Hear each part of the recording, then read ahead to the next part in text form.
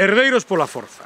En dereito chamase herdeiros forzosos aqueles herdeiros que están en certo modo obrigados a recibir a herdanza dos seus pais.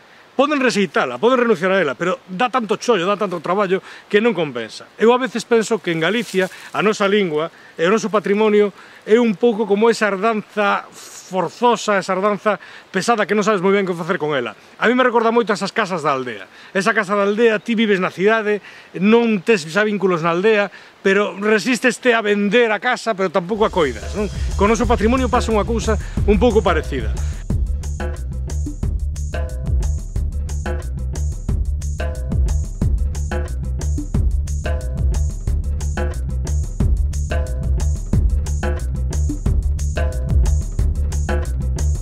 O noso libro Herdeiros pola forza abrangue dunha volta unha crítica historiográfica da nosa historia de Galicia do século XIX e un segundo aspecto importante que é a reivindicación dunha xestión do patrimonio cultural de Galicia democrático e plural. A nosa historia recente do século XIX amosa unha tensión grandísima entre unha élite intelectual, unha academia, uns intelectuais, e o pobo en xeral, é dicir, son dos aspectos totalmente diferenciados. Realmente era unha especie de historia colonial, na cal os campesiños eran como uns fósiles que vagaban polo agro e que materializaban as esencias patrias, unha imaxe propia do romanticismo. E iso pasou directamente ao século XX, antes da creba de 1936. Os arqueólogos galeguistas consideraban os labregos primeiro como man de obra nas súas excavacións, pero tamén como meros reproductores de audio, desas lendas, dese imaginario colectivo que les consideraban que eran propio desa continuidade histórica entre os devanceiros celtas e a Galicia que eles querían construir. Creo que hai moita xente que aínda non é consciente do valor real que ten o patrimonio. Me din conta un día, falando con xente nas aldeas, de que o patrimonio era algo máis. O patrimonio era un dos poucos vínculos que nos queda neste país nunha época na que as nosas sociedades se está desvertebrando. É dicir, o patrimonio como unha especie de áncora que nos dá sentido. Na década dos anos 80, os anos 90, chegamos a unha situación na actualidade na cal xa non só o campesiñado que habita o agro galego, senón que a sociedade en xeral xa non é vista como meros reproductores de audio, como fósiles directores dun pasado, senón que son vistos directamente como un problema.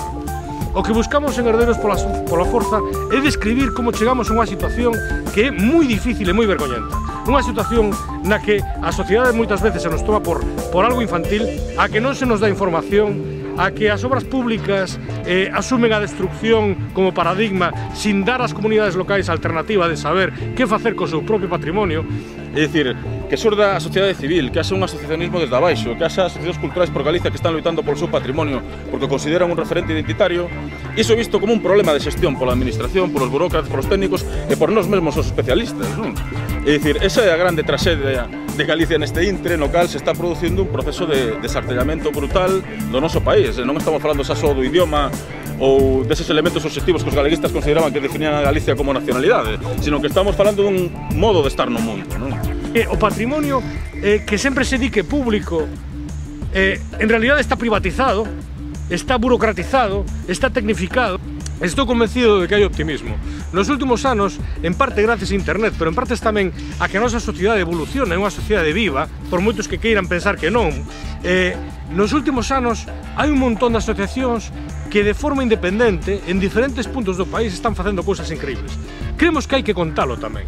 O que buscamos é retornar ou axudar a pensar que ese patrimonio é de todos nós, que nos pertence. E pertencernos significa non só coidalo, sino explotalo e apropiarnos dele en todos os sentidos. Apropiarnos del capel, co corazón, non só co peto. Intenta facer unha análise sociolóxica retranqueira con autocrítica, con sentido de humor, que se supón que é o que caracteriza os galegos e as galegas, e facer esa análise sociolóxica de por que a xente considera o patrimonio como un problema e por que a administración tamén considera a xente como un problema. Entón os problemas é que compre solucionalos. Os Herdeiros pola forza é un alegato precisamente non só a conservación deste patrimonio, senón a participación cidadá na protección, na divulgación e na propia produción do coñecemento.